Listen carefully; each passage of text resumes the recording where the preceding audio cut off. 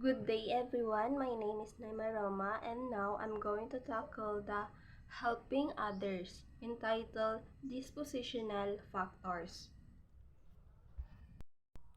So first is personal responsibility. Ang personal responsibility ay nangangahulugang nararamdaman natin na tayo ang may obligasyon o tungkulin na kumilos sa isang sitwasyon, lalo na kapag walang ibang tao sa paligid. Mas malamang natutulong tayo kapag alam natin na walang ibang nakakatulong. So for example is kung nagmamaneho ka sa isang tahimik at liblib na kalsada at nakakita ka ng taong na-stranded sa gilid ng kalsada at alam mong walang ibang sasakyan na paparating, mararamdaman mo na ikaw ang may responsibilidad na tumulong. Dahil walang ibang tao sa sitwasyon is mararamdaman mo talaga na ikaw ang may responsibilidad na tumulong. So, ang ideya na ito ay konektado sa tinatawag na diffusion of responsibility, which is tatalakayin natin mamaya. So, next is time pressure, the costs of motivated behavior.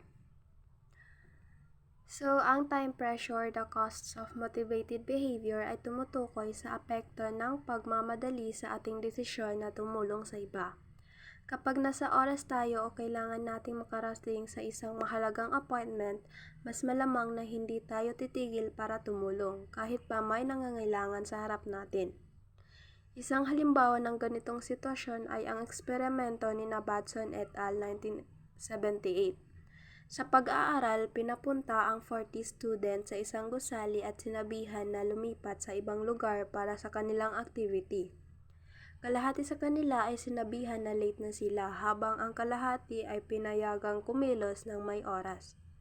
Sinabihan din ang ilan na ang kanilang partisipasyon ay mahalaga at ang iba naman na hindi ito gaanon kahalaga. Ang resulta ng eksperimento ay tulad ng inaasahan, ang mga estudyanteng hindi minamadali at hindi masyadong mahalaga ang kanilang gagawin ay mas madalas tumulong sa isang taong inihanda ng mga mananaliksik na mukhang may sakit at nangangailangan ng tulong.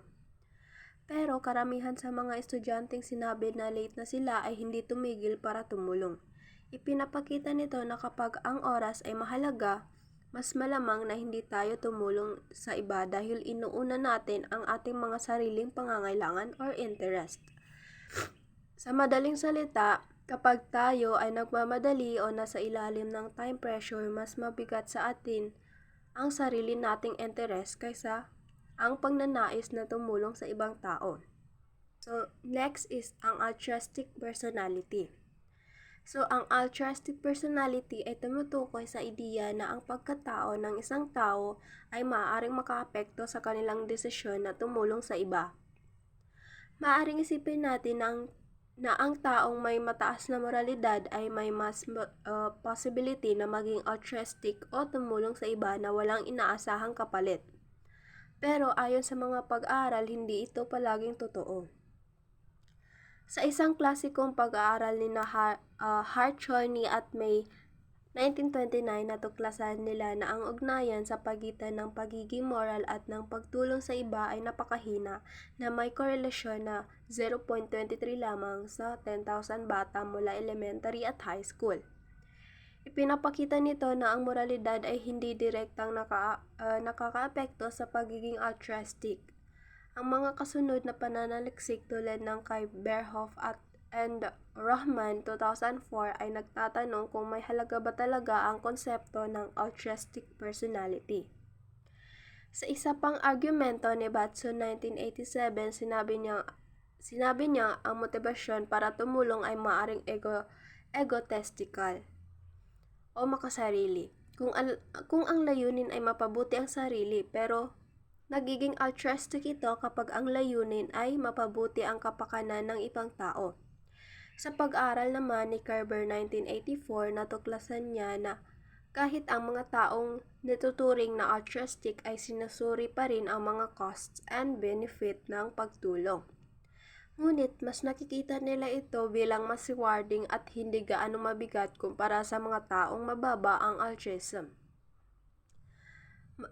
Sa kamakailan, ayon kina Dovedio et al. 2006 ay nagsabi na talagang may tinatawag na pro-social personality at ang pagkakaibang ito sa pagkatao ay umaayon sa kung ano ang hinihingi ng isang sitwasyon tulad ng pagsagip ng taong nasa panganib, pagbobolontaryo o pagtulong sa isang taong nahihirapan. Ipinapakita rin ni na Carlo et al. 2009 na marami pang aspekto ng altruism ang hindi pa lubusang naunawaan, tulad ng kung paano ito nagbabago sa paglipas ng panahon, paano ito nadidevelop sa pagkabata at kabataan, at kung paano ito naimpluwensyahan ng biological at cross-cultural factors. Sa kanilang konklusyon, sinasabi nilang ang pag-aaral ng positibong aspeto ng altruistic behavior ay nakakatulong sa pagbuo ng mga solusyon para mapalakas ang mga personal at pangkapaligirang salik na nagtataguyod ng mas maalagaing lipunan. So next is self-conscious emotions.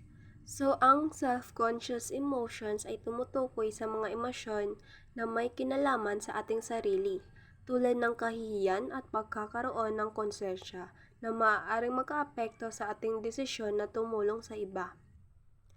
Una, mas malamang natutulong tayo kung alam natin na hindi tayo mapapahiya.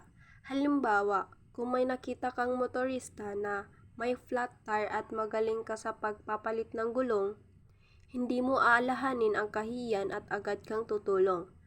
Pero kung hindi ka marunong magpalit ng gulong at gusto mong magpa-impress sa taong nangangailangan ng tulong, maaaring nagdadalawang isip ka. Bakit? Dahil baka magmukha kang katawa-tawa o mapahiya kung hindi mo alam paano gawin ang trabaho. Lalo na kung sa sarili mo ang solusyon sa parehong sitwasyon ay tatawaging auto club o AAA. Pangalawa, ang guilt. Ang guilt ay isa pang emosyon na maaaring mag-udyok sa tao na tumulong. Sa isang pag-aaral, 19 katao ang binigyan ng iba't ibang emosyonal na karanasan. Ang ilan ay nilagay sa magandang mood.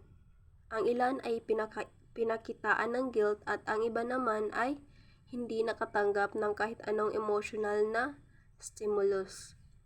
Natuklasan na ang mga tao ay mas malamang na tumulong kung sila ay nasa magandang mood o nakaramdam ng guilt. Pero kapag nauna ang magandang mood, bago ang guilt, hindi tumaas ang kanilang pagtulong sa isang pangalawang eksperimento. Nakita na ang guilt ay nagiging mas epektibo sa pag-udyok na pagtulong kapag binibigyang diin na may obligasyon silang tumulong.